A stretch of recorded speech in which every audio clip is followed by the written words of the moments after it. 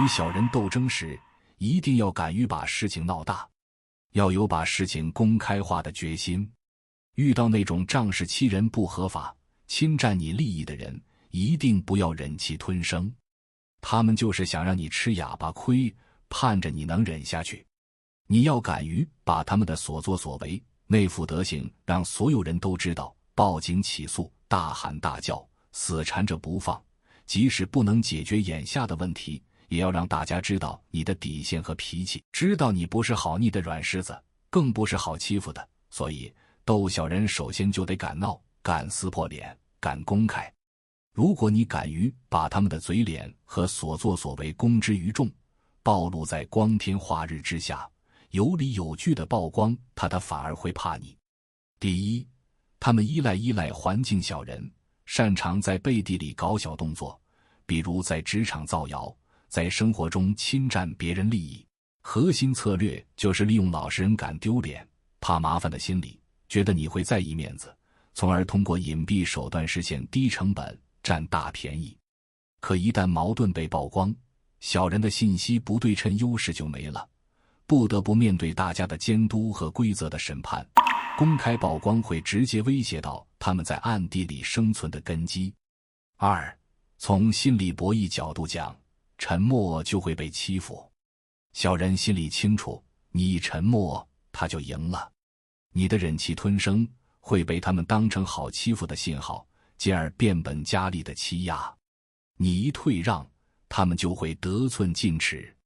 而当你打破沉默，表现出不怕把事情闹大的决心，比如大声说出来，坚持不放弃，其实是在传递我不是软柿子的强烈信号，能打破小人欺软怕硬的心理预期，起到心理震慑作用。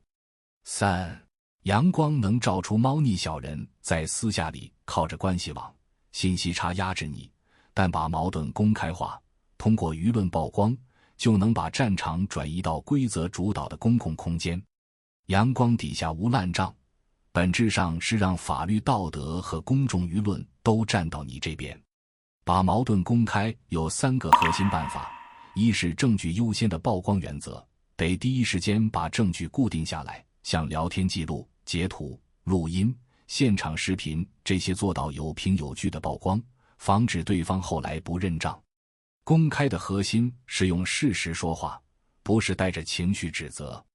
有了完整的证据，就能把个人恩怨变成依据公理的判断，减少别人觉得你在无理取闹的误会。二是多方面施压的应对办法，要从多个层面曝光，在规则层面可以报警、投诉或者提起法律诉讼，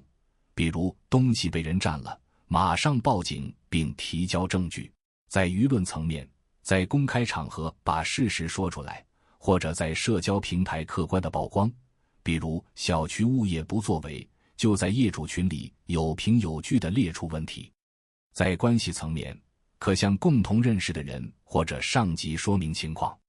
比如同事造谣，主动跟领导和核心同事讲清真相，跟他们好到底。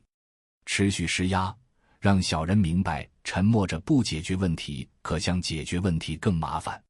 三是底线明确的震慑法则，要在公开场合说清自己的底线，比如可以说，你占我的便宜，我可以吃亏，但绝不会吃了亏还说不出来。就像遇到邻里纠纷，在社区调解会上清楚地表示，我的容忍就到这，再过分我就走法律程序了，而不是在私底下一味妥协。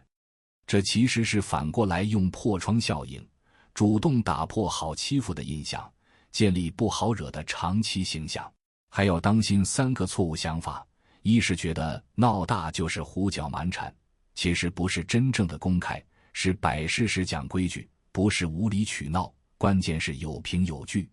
二，不要把善良和老实作为唯一筹码，小人不敬畏这个，你的筹码必须是底线，不好惹，敢于反击和善用规则与公开的力量。三，不要期望过高或速胜心态。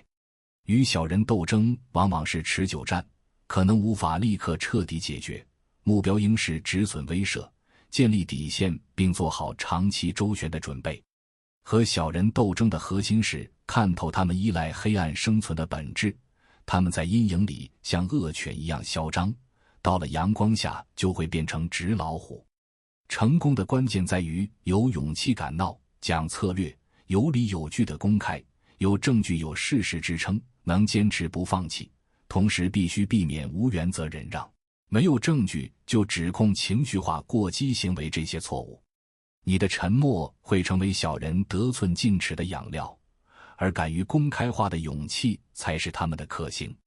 当你敢于撕开遮羞布，让矛盾暴露在规则和大家讨论的聚光灯下，那些曾经在暗地里损害你利益的人，最终会在阳光下无处藏身。要记住，对付暗地里放冷箭，最好的办法不是躲避，而是让所有人都看到箭是从哪里射出来的，这不是鲁莽的较劲，而是对自己权益最体面的维护。